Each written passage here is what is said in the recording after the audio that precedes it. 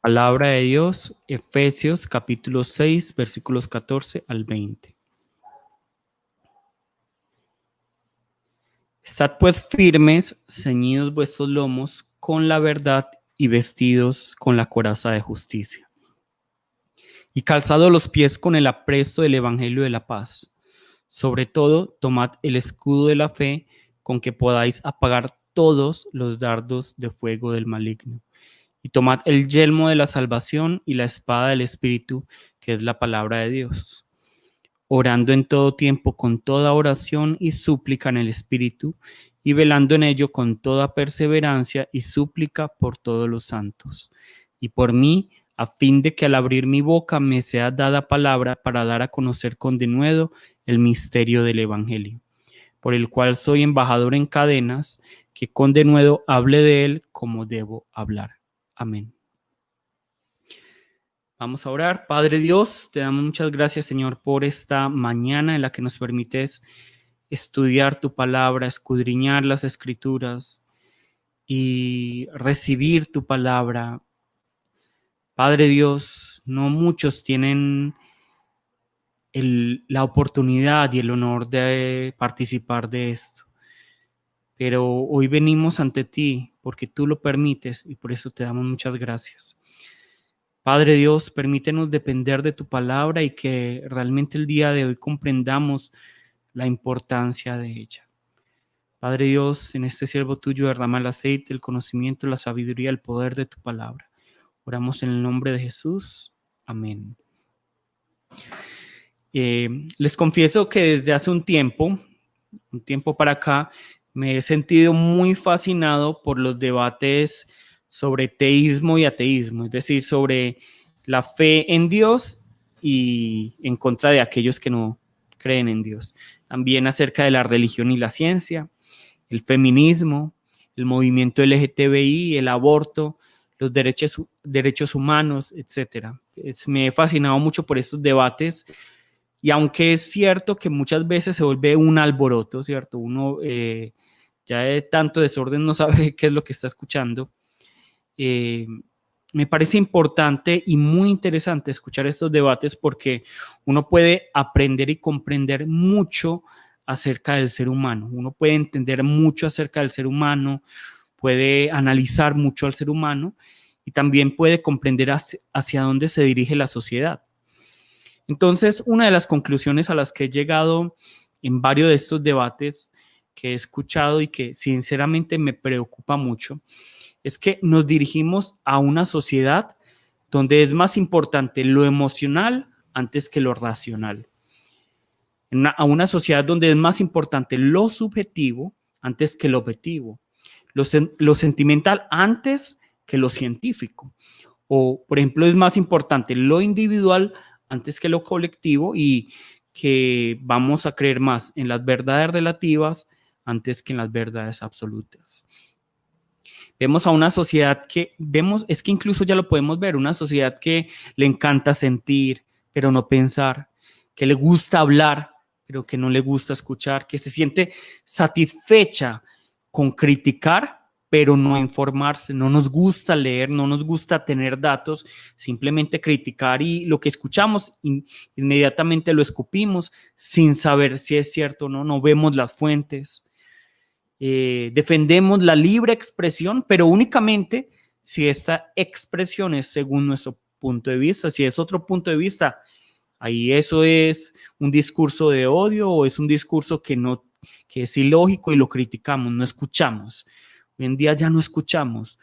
De hecho, escuchando una de las entrevistas a Ben Shapiro, que es un gran en Estados Unidos, una persona de estos que realiza debates espectacular, me encanta escucharlo y él dice que uno de los problemas de la actualidad es que ya no podemos discutir porque la gente ya no piensa, la gente ya no lee, la gente no busca fuentes objetivas, sino que todo es por lo que encuentran en internet, pero no buscan si esa fuente es cierta. No hay un criterio para discutir, ¿cierto? Sino todo es yo siento, esto es lo que, esta es mi emoción, esto es esto es algo muy personal, ¿cierto? Pero no hay nada objetivo, no hay nada absoluto.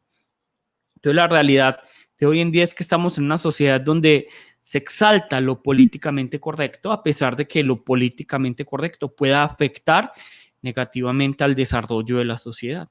Entonces, hoy en día, el diablo ya no tiene que esconder sus mentiras, porque nosotros como humanidad amamos sus mentiras, las aceptamos y luchamos a favor de ellas a capa y espada.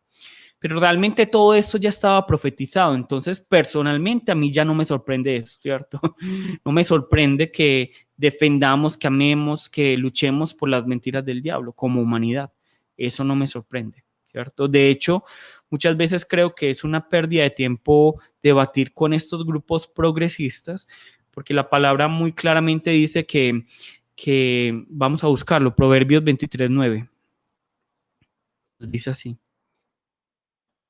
Proverbios 23:9 nos dice, no hables a oídos del necio, porque menospreciará la prudencia de tus razones. Perdón.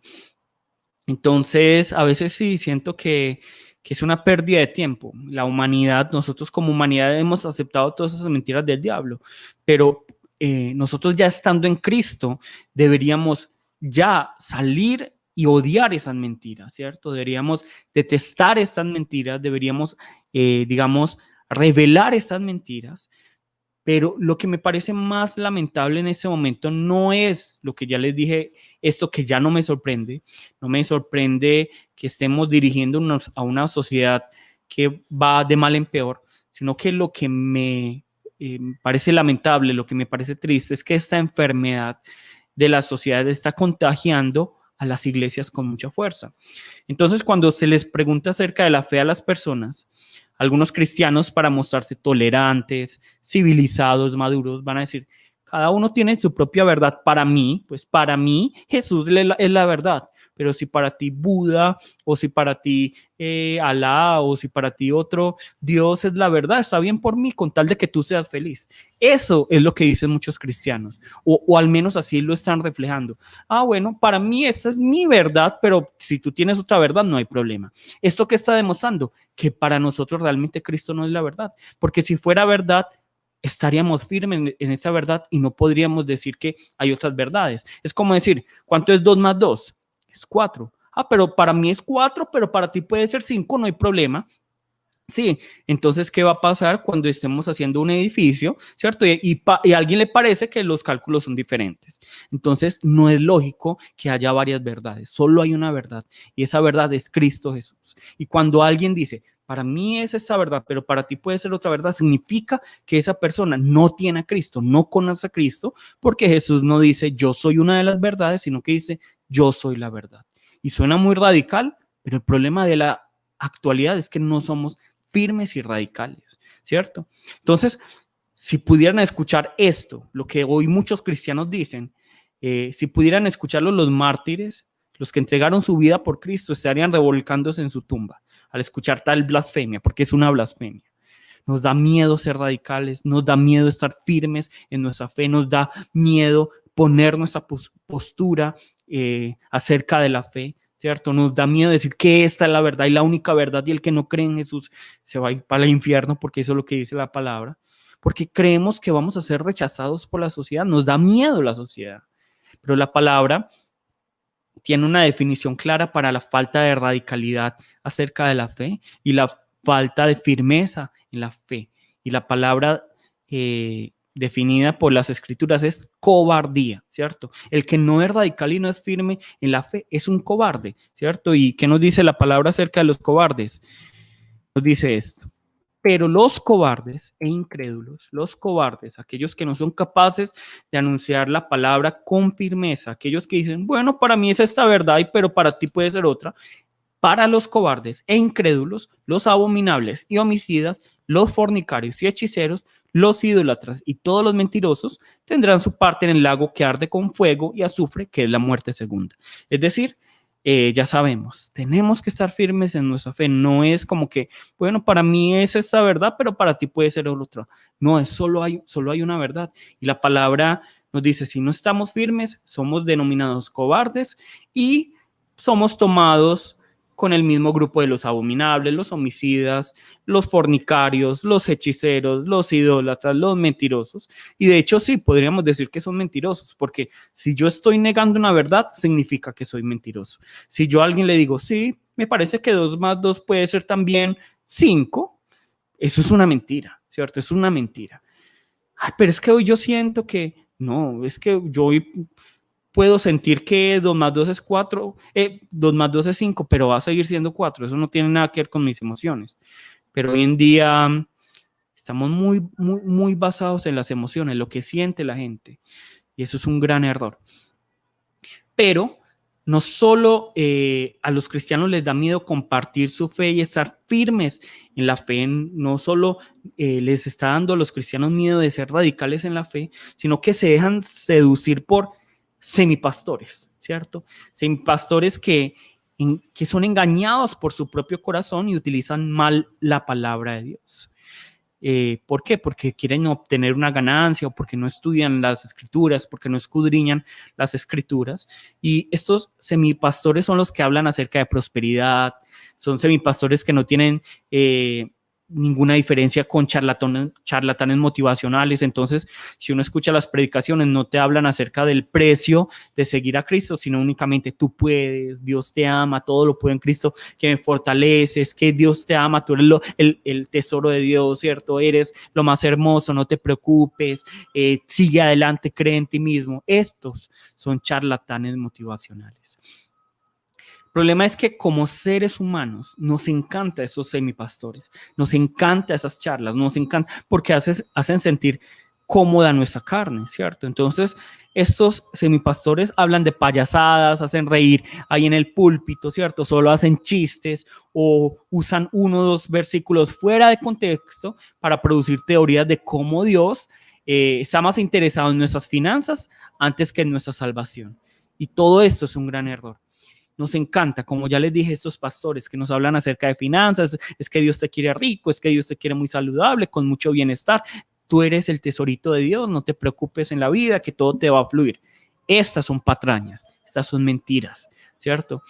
Porque la palabra, si nosotros vemos la predicación de Jesús, el punto central de Dios no es que nuestra vida en esta tierra sea lo mejor, ¿cierto? Entonces, el problema es que a nosotros nos encanta espiritualizar lo que no nos agrada, pero nos gusta materializar lo que no nos agrada, ¿cierto? Perdón, hay como un poco de ruido afuera, están haciendo como una construcción. Listo. Entonces, como ya les dije, nos encanta espiritualizar lo que no nos agrada, pero materializar lo que nos agrada. Entonces, cuando la palabra nos habla acerca de bendición, siempre pensamos en lo material. Bendición, material. Pero cuando hablamos, la palabra nos habla, bueno, hay que servir al hermano, hay que hacer un banquete para los pobres, hay que ayudar al necesitado. Eso sí, no, es que la palabra es espiritual y la palabra me está diciendo, no, es que solo debes ayudar espiritualmente a tu hermano. Eso, nosotros nos encanta espiritualizar lo que no nos agrada y materializar lo que nos agrada, ¿cierto? Cuando es bendición para mí, claro, eso es material. Pero cuando tienes que entregar, ¿cierto? Jesús se hizo pobre para hacernos ricos, pero para que yo dé al otro, eso no, eso es espiritual, ¿cierto? Eso nos agrada. Entonces, miren nosotros cómo somos, ¿cierto? Nos encantan las mentiras, nos encanta la actualidad, pero por eso es que vamos a buscar esto que es tan impactante. Vamos a buscar Primera de Reyes 13, 7 al 22. Vamos a leerlo lentamente, esta es otra versión, esta es otra versión para que lo entendamos muy bien. Vamos a leerlo lento, vamos a masticarlo. Después el rey dijo al hombre de Dios, ¿cierto? Es decir, luego pueden leer Primera Reyes 13 desde el 1, que ahí ya van a entender todo el contexto, pero vamos a ver que hay un rey que le va a decir a un hombre de Dios, a un profeta, ven al palacio conmigo, come algo y te daré un regalo, ¿cierto? ¿Por qué? Porque este hombre de Dios había orado por este rey, para sanarle y se sanó. Entonces, claro, el rey muy feliz El rey muy feliz le dice a este hombre de Dios, ven al palacio conmigo, come algo y te daré un regalo.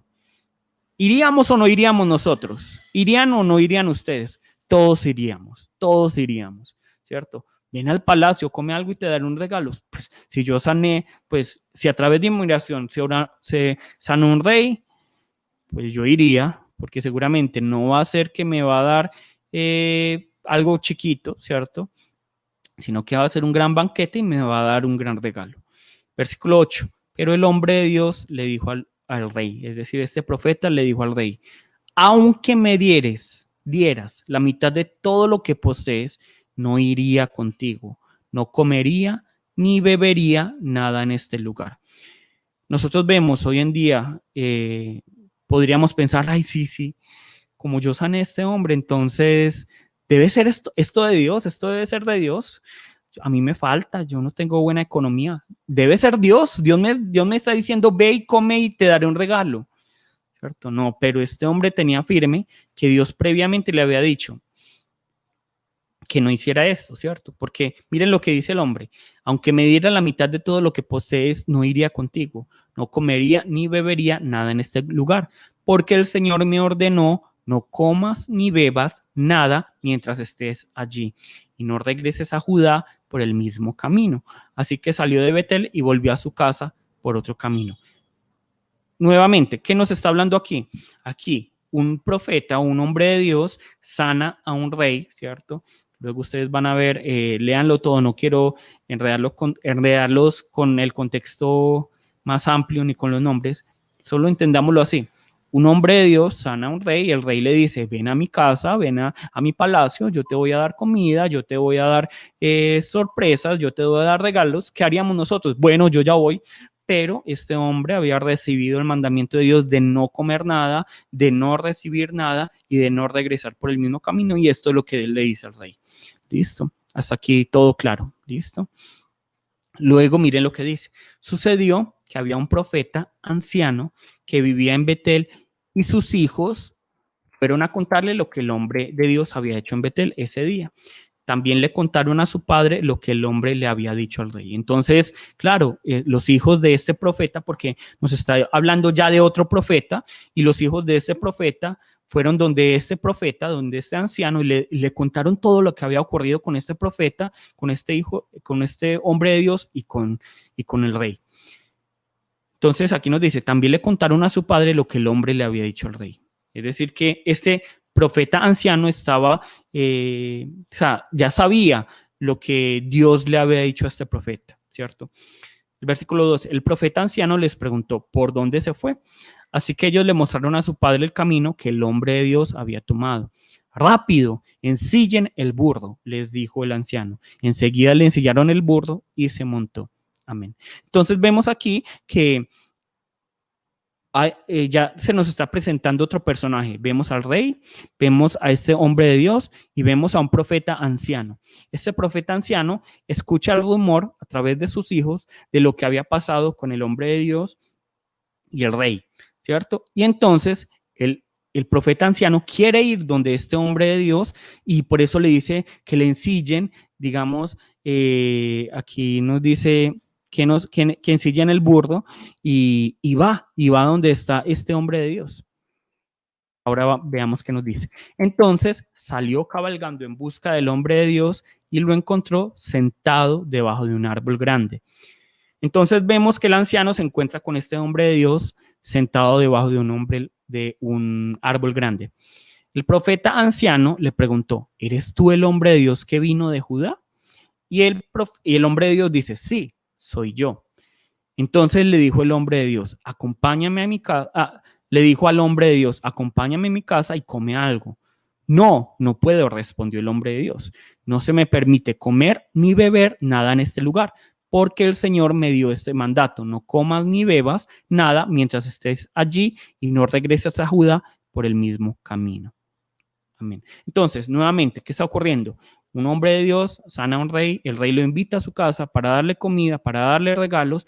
El hombre de Dios dice, no, yo no puedo ir, Dios me dijo que no puedo tomar, no puedo comer nada en este lugar y no puedo ir por el mismo camino. Entonces se va este hombre de Dios y a oídos de un profeta anciano, a través de sus hijos, él escucha lo que había ocurrido con este hombre de Dios y con este rey. Este profeta anciano va donde este hombre de Dios y le dice, ven a mi casa. Y el hombre de Dios le dice, yo no puedo ir a tu casa, ¿cierto? Yo no puedo ir porque ese es el mandamiento de Dios. Ahora veamos tan interesante lo que ocurre. Sin embargo, el profeta anciano le dijo, yo también soy profeta, como tú. Y un ángel me dio este mandato de parte del Señor. Llévalo a tu casa para que coma y beba algo. Pero el anciano le estaba mintiendo. Es decir, el anciano, el profeta anciano le dijo, ven a mi casa. Le estaba diciendo mentiras y le dijo, en el nombre de Dios, un ángel me dijo que vengas a mi casa a comer y a beber. 19. Y así que regresaron juntos y el hombre de Dios comió y bebió en la casa del profeta. ¿Ustedes qué creen que va a pasar luego? Sin haber leído lo que ocurre. Diríamos, bueno, entonces Dios castigó al profeta anciano por mentiroso, ¿cierto? Dios castigó al profeta anciano. Vamos a ver qué nos dice la palabra. Mientras estaban sentados a la mesa, versículo 20, mientras estaban sentados a la mesa, vino un mandato del Señor al profeta anciano, quien le gritó al hombre de Dios de Judá. Esto dice el Señor. Has desafiado la palabra del Señor y desobedecido el mandamiento que el Señor tu Dios te dio. Regresaste a este lugar para comer y beber, donde Él te dijo que no comieras ni bebieras. Por eso tu cuerpo no será enterrado en la tumba de tus antepasados. Y finalmente vemos que se lo come un león. Entonces, que es atacado por un león. Entonces, vemos aquí, nuevamente, recapitulando, un hombre de Dios, un rey. El hombre de Dios sana al rey. El rey invita al hombre de Dios a su casa para comer, para darle un regalo. El hombre de Dios dice, no puedo, Dios me dijo que no puedo. Entonces se va el hombre de Dios, un profeta anciano escucha esto, lo que había ocurrido. El profeta anciano va donde este hombre de Dios, le dice mentiras y le dice, Dios me dijo, Dios me reveló a través de un ángel que ya puedes comer y que puedes beber en mi casa. ¿Qué hace este hombre de Dios? Cree las mentiras de este profeta anciano, va a la casa, come y Dios castiga a este hombre de Dios, ¿cierto? Dios castiga a este hombre de Dios. Esto nos está diciendo algo muy interesante y es que por estas razones que yo les digo tanto, sean críticos al escuchar los sermones, revisen si lo que yo les estoy diciendo es según la palabra, revisen si lo que ustedes escuchan en las predicaciones que escuchan durante semana es según la palabra, ¿cierto? Revisen, porque los pastores pueden estar mintiendo, pueden estar equivocándose, pero finalmente nosotros como vemos a ese hombre de Dios, Dios no le va a pedir cuentas a esa persona únicamente. Perdón. Dios no le va a pedir cuentas a esa persona únicamente, sino también a cada uno de nosotros por irresponsables, por creer las mentiras, ¿cierto? Por creer las mentiras. Porque si Dios dijo esto es lo que nosotros deberíamos hacer, pero como nosotros, engañados por nuestro propio corazón, seguimos a estos semipastores, por eso es que en el día del juicio Dios nos va a llamar la atención. Entonces, los pastores que hoy nos hablan de finanzas, que Dios te quiere rico, que tienes que diezmar para que Dios te haga rico, que busca lo mejor que hay en ti, cree en ti, tú eres lo mejor, el favorito de Dios. Todos esos pastores están engañando a una gran cantidad de personas. Pero Dios no va a juzgarlos solo a ellos, sino que va a juzgar a toda esa multitud. Y podríamos decir, pero pobrecitos, ¿cuál era la culpa de ellos? La culpa de ellos es que no buscaron en las Escrituras.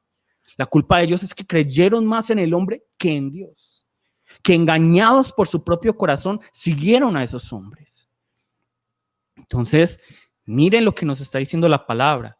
Imagínense el corazón de este hombre de Dios. Qué rabia, porque escuché a este profeta anciano. ¿Por qué lo escuchó? Muy bien, ¿por qué lo escuchó? Debió haber seguido el mandamiento de Dios, pero nosotros preferimos escuchar lo que es cómodo para la carne.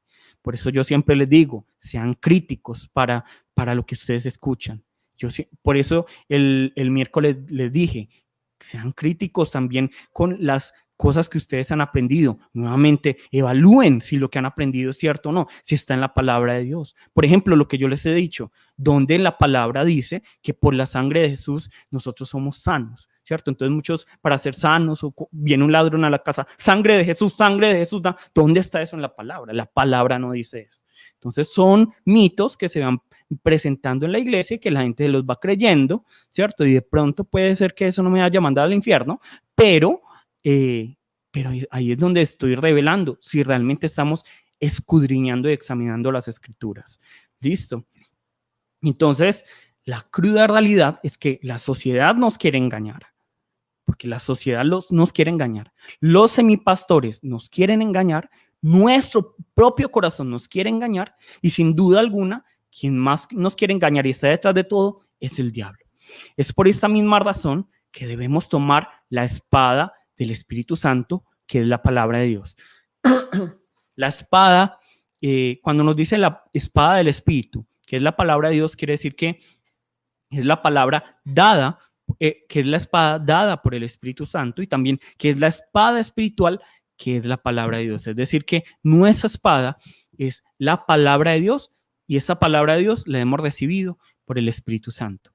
Lamentablemente, según las encuestas, ¿cierto? Según las estadísticas, se los voy a mostrar acá. Interesante lo que leímos, ¿cierto? De Primera de Reyes. Miren que por eso tenemos que leer la palabra. 32% de los cristianos leen la Biblia a diario. Perdón. Solo el 32% de los cristianos leen la Biblia a diario. 27% de los cristianos leen la Biblia varias veces a la semana, ¿cierto? Es decir, solo 2 días, 3 veces, 4 veces, pero no es a diario. 12% de los cristianos leen la Biblia solo una vez por semana. 11% de los cristianos leen la Biblia varias veces al mes, es decir, 1 o 2 veces al mes, pero no todos los días, ¿cierto? 5% de los cristianos leen la Biblia una vez al mes. Y 12% de los cristianos leen la Biblia raramente o nunca la leen. ¿No les llama esto la atención? Nosotros decimos que somos el pueblo del libro. Así es como nos llaman los musulmanes, por si no lo sabían. El pueblo del libro. Porque para nosotros la base de nuestra fe está en lo que está escrito en la Biblia. Pero no leemos la Biblia. Nosotros decimos, yo amo tu palabra, yo amo la palabra de Dios. Amo a Dios, pero no leemos la Biblia. No hay nada más incongruente que esto. El diablo nos engaña cada vez más y más y más y más a los cristianos, pero no es porque haya mejorado sus tácticas para engañar. El diablo utiliza las mismas tácticas que utilizó desde el principio de la creación de la humanidad. Pero es porque los cristianos hoy desconocen la verdad, que son engañados por el diablo. Y desconocen la verdad porque estamos alejados de la palabra de Dios, porque estamos alejados de las Biblias. Y estamos alejados de la Biblia, de la palabra de Dios, porque no tenemos sentido de eternidad. Podemos poner muchas excusas, es que es por pereza, por falta de tiempo, es que yo no soy bueno para leer. No, es porque no tenemos sentido de eternidad y punto. No tenemos sentido de eternidad. Si tuviéramos sentido de eternidad, nos acercaríamos más a las Biblias, a la palabra de Dios, nos acercaríamos a la palabra de Dios y así conoceríamos la verdad y de esa manera el diablo no nos engañaría. Pero el diablo, como ya les dije, no ha utilizado nuevas técnicas, sino que ha utilizado las desde el principio. Pero como no conocemos la verdad, por eso somos engañados. Y desconocemos la verdad porque no leemos la palabra de Dios. ¿Y por qué no leemos la palabra de Dios? Porque no tenemos sentido de eternidad. Y punto. Y podemos ponerle muchos apellidos a este sentido de eternidad, pereza, pero finalmente es porque no tenemos sentido de eternidad. No sabemos para dónde vamos, no sabemos quién es nuestro Dios. Efesios nos dice que la palabra de Dios es una espada dada por el Espíritu Santo. Y todo el mundo que ha manejado un arma, ¿cierto? Porque no sé cuántos de ustedes han manejado un arma, yo he manejado porque también practiqué artes marciales. Sé que un arma, ¿cierto? No es un juguete. Un arma no es un juguete. Aquel que ha tenido en sus manos un arma sabe que no es un juguete, sabe que un arma puede tornarse en contra de uno si no se sabe utilizar. De hecho, cuando uno está aprendiendo en un chaco, ¿cierto? Yo no sé si ustedes saben qué son los chacos, son como dos palos pegados a través de, o sea, unidos a través de un hilo, ¿cierto? No un hilo, sino que están unidos, ¿cierto? Y uno cuando está entrenando y no sabe manejarlo, muchas veces se pega en la cabeza, muchas veces se pega en partes, pues, más dolorosas para los hombres, ¿cierto? Cuando uno no sabe utilizar los nunchakos. Ahora imagínense, cuando uno no sabe utilizar un arma, una espada de doble filo, tiene que recordar que como es de doble filo, no solo puede cortar al otro, sino que uno también se puede cortar a uno mismo, ¿cierto? Un arma de doble filo. Y la palabra nos dice que la palabra es un arma de doble filo. Cuando uno ha manejado un arma, sabe que quien no se entrena frecuentemente en el manejo del arma no sabe utilizarla, no va a poder utilizarla. Es decir, imagínense, es que una espada de estas, estaba leyendo, puede pesar más o menos unos 700 gramos, 1 kilogramo más o menos. Entonces, imagínense estar moviendo eso constantemente. Si una persona no está entrenada para eso, se va a volver en su contra. Y una persona que ha utilizado un arma sabe que solo por tener el arma, ¿cierto?, en su mano o en su cinturón o donde sea, no significa que sabe utilizarla. Lo mismo ocurre con la palabra de Dios. Muchos creen que por tener una Biblia en sus casas, o porque escuchan muchos sermones tipo Hello Kitty, o porque están siguiendo a tal denominación, tal pastor, tal movimiento, todo va a ir en victoria, que el enemigo va a huir de ellos. Piensan esto. Pero la verdad es que como soldados de Cristo, todos, sin excepción, tenemos el deber de leer, escudriñar y meditar en las Escrituras todos los días. Todos los días. Todos los días. Debemos leer, escudriñar y meditar en las Escrituras todos los días. Miren lo que nos dice el Salmo 1:1-2.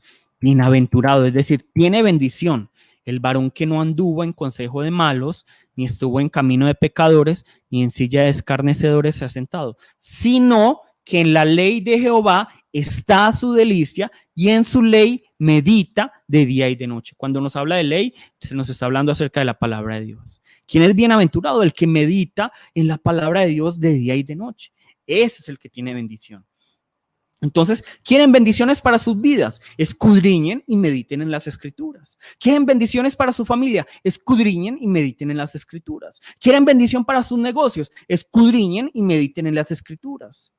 ¿Ya no quieren ser engañados por el diablo? Escudriñen y mediten en las Escrituras. Ustedes no pueden decir luego ante Dios, Dios, es que el pastor dijo eso. Es que esa no es una excusa. ¿Por qué no leyeron ustedes la palabra? A decir Dios. Yo les di mi palabra. La única manera en que nosotros nos vamos a poder defender y atacar al diablo es a través de la palabra de Dios. Es a través de la palabra de Dios.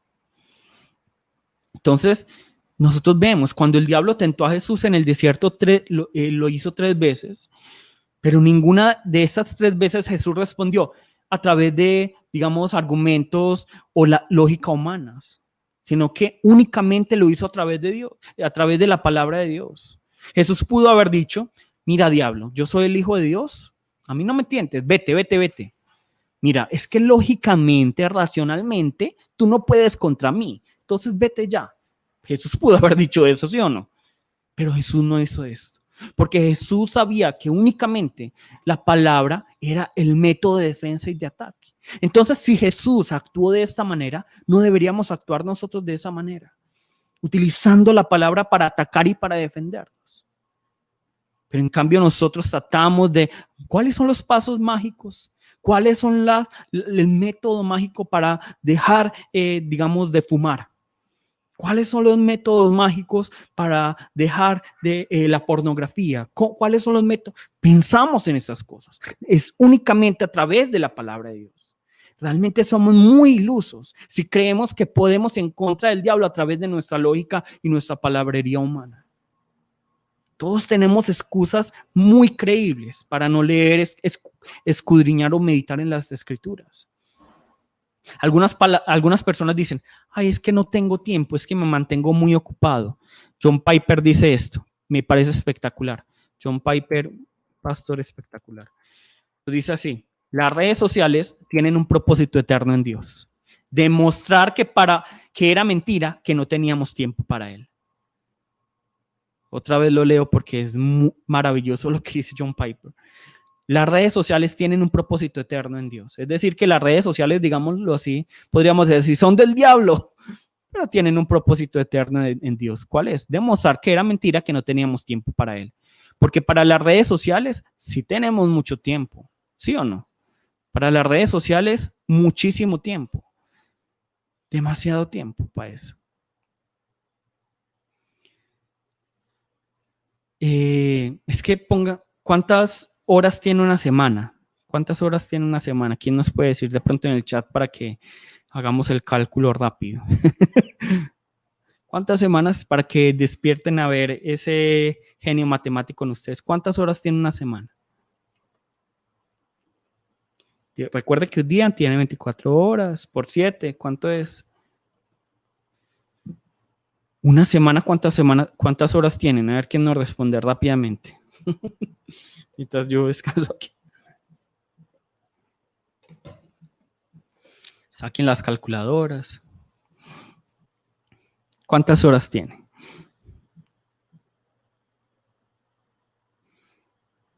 ¿Ya respondió alguien, Sara?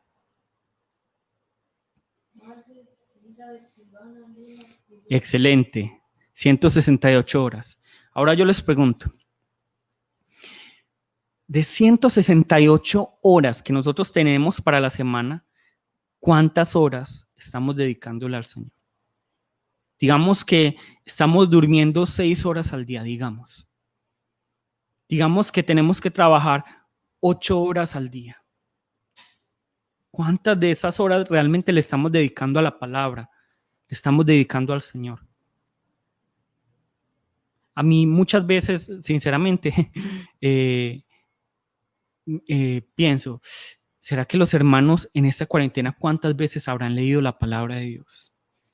Porque decimos, es que no hay tiempo, no hay tiempo. Sí hay tiempo. Porque para Netflix hay tiempo, para las cosas en este mundo hay tiempo, para las redes sociales hay tiempo, para el celular, para el WhatsApp hay tiempo, pero ¿por qué para la palabra de Dios no?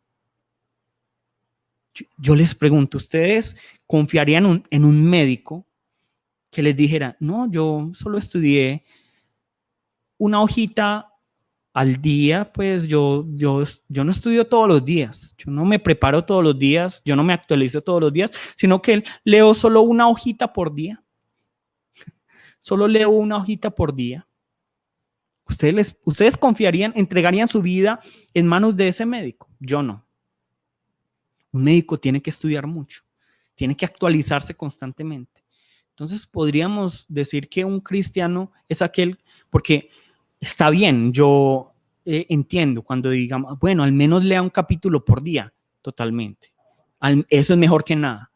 Pero es lógico que como cristianos digamos eso, que un capítulo por día. A mí me parece totalmente ilógico que estemos buscando programas para leer la Biblia en un año, cuando la Biblia ni siquiera es larga. La Biblia no es larga, la Biblia es muy corta. La Biblia se puede leer casi que en un mes, o digamos 3 meses, pues como máximo. Puede leerse muy rápidamente. Puede leerse muy rápido. Entonces, si en el trabajo nos piden, bueno, usted se tiene que actualizar, digamos, para la DIAN, cuáles son las normas, o en este trabajo nuevo que tú recibiste, o tienes que actualizarte, ¿por qué la palabra de Dios no? No tenemos sentido de eternidad. No tenemos sentido de eternidad. Para leer cuáles son las noticias, cuáles son el último chisme, ahí sí ponemos toda nuestra concentración. Y podemos pasar horas y horas, pero ¿por qué no con la palabra? Otras personas dicen, es que no entiendo la palabra. Entonces, busquen los métodos para estudiar la palabra, ¿cierto? Nosotros nos reunimos todos los miércoles estamos estudiando el libro de Mateo y ahí estamos, bueno, miren, esto es lo que dice cada palabra significa esto, pero no lo hacemos, no estudiamos la palabra. No estamos buscando los métodos. Bueno, ¿Cuál es el método para entender la palabra? Y yo les confieso, hay veces que yo leo la palabra y digo, uy, ¿qué significará esto? Y me toca voltear y aquí para allá para ver qué significará la palabra. Y hay veces no entiendo y me toca buscar y orar y buscar y orar y buscar y orar. Pero es con trabajo, ¿cierto? Es con esfuerzo. Y algunos ya así muy descarados dicen, leer no es lo mío, yo prefiero orar o cantar, solo yo prefiero orar o cantar, ¿cierto? Pero miren lo que nos dice Juan 5:39. Escudriñad las escrituras, porque a vosotros os parece que en ellas tenéis la vida eterna y ellas son las que dan testimonio de mí. Jesús está diciendo aquí que la palabra de Dios da testimonio de él. Entonces, si nosotros no queremos escudriñar las escrituras, si no queremos leer las escrituras, perdónenme lo que les voy a decir, aunque suene muy duro, es que no nos interesa Jesús. Pero es que yo conozco a Dios por lo que canto, por lo que oro. No, es que esa no es una buena fuente. Es una muy mala fuente, porque las canciones están impregnadas de la teología del que las escribe. Y muchas veces los que escriben las canciones más cantadas en las iglesias no tienen la mejor teología. Por eso es que tenemos que escudriñar las escrituras, porque Jesús nos dice, las escrituras son las que dan testimonio de mí, no las canciones de Hillsong, no las canciones de Bethel, ¿cierto? No son las canciones de Jesús Adrián Romero, no, es la escritura, ¿cierto? Entonces tenemos que volver a la palabra de Dios. Y como les dije, no es fácil, para nadie es fácil, para mí no es fácil. Hay días en los que yo sinceramente yo les digo, yo no quiero leer la palabra de Dios, me da pereza, yo prefiero estar en Netflix, ¿cierto? Yo prefiero estar con mi familia, claro. A veces también mi carne no quiere leer la palabra, pero miren lo que nos dice la palabra de Dios. Te los puse en dos versiones. 1 Corintios 9:27. Primero Reina Valera. Sino que golpeo mi cuerpo y lo pongo en servidumbre, no sea que habiendo sido heraldo para otros, yo mismo venga a ser eliminado. Y ahora para que lo entendamos mejor, ¿cómo así que golpeo mi cuerpo y todo eso? 27, en otra versión. Disciplino mi cuerpo como lo hace un atleta. Lo entreno para que haga lo que debe hacer. De lo contrario, temo que después de predicarles a otros, yo mismo quede descalificado. Tan bonito esto, tan bonito. Nosotros estamos esperando, cuando yo sienta voy a leer la palabra. Cuando yo sienta voy a leer la palabra. No, es que Dios va a hacer que yo lea la palabra y cuando Dios me muestre que debo leer la palabra, la voy a leer. No es que para mí es suficiente con este pastor que es tan inteligente, que es tan erudito en la palabra y que tiene todos estos PhD en teología. Para mí es más que suficiente. No, miren lo que está diciendo Pablo. Disciplino mi cuerpo, golpeo mi cuerpo y lo pongo en servidumbre, ¿cierto? Todos nosotros debemos disciplinar nuestro cuerpo para leer la palabra de Dios. Y debemos temer para que no quedemos nosotros descalificados, dice aquí la palabra. Es cierto que Dios pone el querer como el hacer, pero no significa que nos vamos a quedar recostados a ver que algo ocurra, que Dios ponga en nuestro corazón, a ver si tenemos el sentimiento, para ver si leemos la palabra. No, debemos disciplinarnos.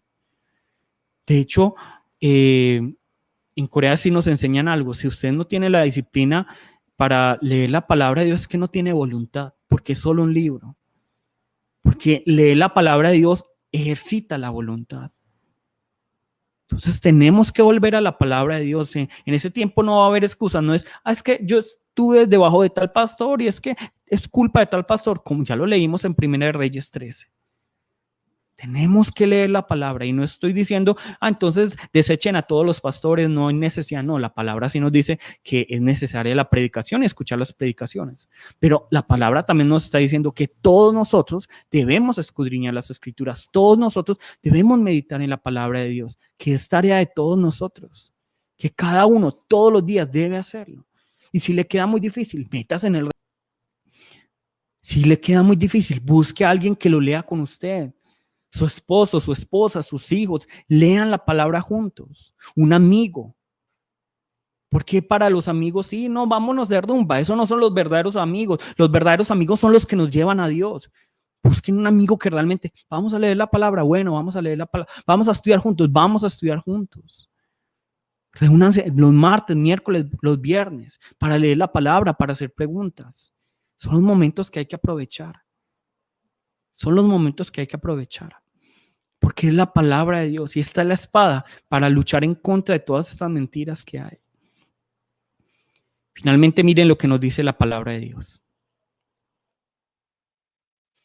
Hebreos 4:12. Porque la palabra de Dios es viva y eficaz y más cortante que toda espada de dos filos. Miren lo que yo les dije de dos filos, ¿cierto? Un filo, dos filos es muy efectivo para atacar al enemigo, pero corro el riesgo de que yo me corte con uno de los dos filos. Y penetra hasta partir el alma y el espíritu, las coyunturas y los tuétanos, y disciernen los pensamientos y las intenciones del corazón. Esta palabra es hermosa, porque aquí nos está revelando que a diferencia de los libros de este mundo, nosotros leemos los libros de este mundo, pero la palabra tiene una característica diferente y es que la palabra de Dios nos lee a nosotros. La palabra de Dios nos lee a nosotros y nos muestra quiénes somos nosotros, porque la palabra de Dios es un espejo que revela lo que somos nosotros. La palabra de Dios es el escalpelo de Dios para revelar lo que hay en nuestros corazones. Todos saben que es un escalpelo, ¿cierto? Es digámoslo, el cuchillo con el que los cirujanos hacen los cortes. Es el medio por el cual nosotros podemos conocer el amor, la misericordia, la justicia, la bondad de Dios. La palabra de Dios. Dios quiere restaurarnos, Dios quiere transformarnos, cambiarnos, sanarnos. Pero para ello debemos ir a la palabra de Dios. Debemos permitir que la palabra de Dios nos mastique, nos triture, nos haga pedazos. Que finalmente nos convierta en esas nuevas criaturas que Dios anhela que seamos, que nos convierta en esos hombres y mujeres que sean a imagen de Dios. Si queremos tener la victoria en esta guerra espiritual, no es a través de las alabanzas, y son importantes totalmente. Es primeramente entendiendo cuál es la verdad de Dios, es poniéndonos las gafas de Dios. Y las gafas de Dios son la palabra de Dios. Entonces, hoy los quiero invitar a que volvamos a la palabra. Volvamos a la palabra. Dijimos que el mundo está lleno de mentiras. Muchas iglesias están llenas de mentiras. Y cuando venga el día del juicio y Dios nos pida cuenta por las mentiras que nos creímos, nosotros no vamos a tener la excusa, es que me dijeron esa mentira, es culpa del otro. No, Dios nos va a decir, es que tú creíste en esta mentira, es que tú no escudriñaste las escrituras. Entonces, por eso tenemos que tener la espada de la palabra de Dios. Tenemos que volver a la palabra de Dios. La palabra de Dios es fundamental. La palabra de Dios es fundamental. Y eso no va a ser por emoción, no va a ser porque hay días en los que, como ustedes, seguramente como ustedes, yo no siento nada al leer la palabra y hay días que yo no entiendo nada. Y hay días que yo estoy leyendo en automático. Se los confieso, yo también hay veces leo la palabra en automático, estoy pensando, como decían en el colegio, en los huevos de la marrana, ¿cierto? Hay veces que yo estoy pensando en otras cosas y me toca volver a concentrarme. Hay veces que me da pereza, pero es ahí donde debo disciplinar mi cuerpo y decir, esta es la palabra de Dios. Y hay días en los que uno menos espera que encuentra esos tesoros, que solo encuentran aquellos que están ahí,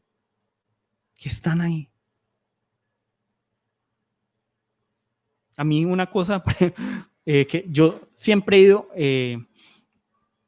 como que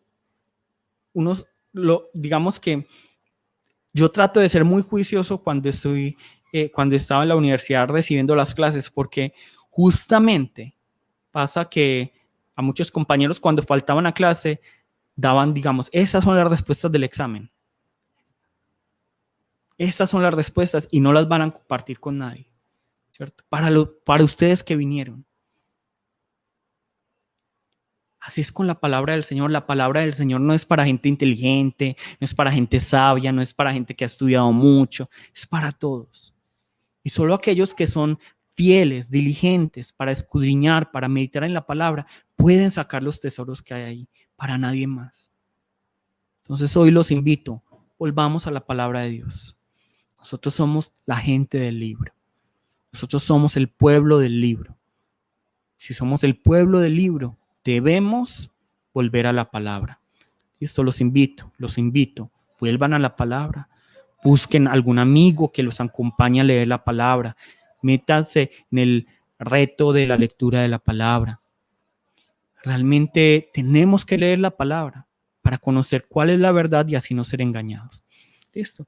Vamos a llamar el nombre de nuestro Señor y vamos a orar para que entendamos de corazón la importancia de la palabra del Señor. Listo. Y hoy los invito desde el día de hoy, lean la palabra. Yo, por ejemplo, todos los días leo un proverbio. ¿Por qué? Porque yo no sé cuántos de ustedes se han dado cuenta, Proverbios tiene 31 capítulos. Cada día leerse un capítulo de Proverbios y van a ser más sabios. No saben cuánta sabiduría he adquirido yo solo por leer Proverbios. Y obviamente también leo otros libros de la Biblia, pero todos los días lean Proverbios, todos los días lean otros libros de la Biblia, pero siempre hay que leer. Listo. Bueno, vamos a pedirle al Señor en este momento que nos permita entender la importancia de la lectura de la palabra. Vamos a llamar el nombre de nuestro Señor y vamos a orar. Jesús, Padre Santo y